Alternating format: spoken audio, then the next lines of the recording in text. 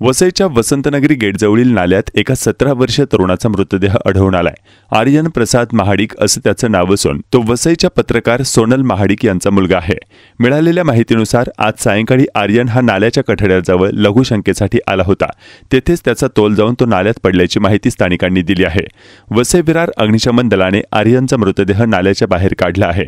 नाल्याचं बांधकाम याच वर्षी पूर्ण झालं आहे। नाल्याचा कठडा छोटा असून कठडा उंच बनवण्याची मागणी तेथील नागरिक करत आहेत। शक्यतो मला देखील आहे ना अर्धा एका तास अगोदर माहिती पडलं ही घटना अत्यंत दुर्दैवी घटना आहे। वयाच्या 17-18 वर्षाचा मुलगा आहे।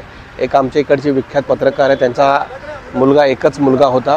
तो या साईडला कॉर्नरच्या साईडला बहुतेक आलेला होता, बहुतेक काय लघवीकरणासाठी आला असेल किंवा काही करण्यासाठी आला असेल।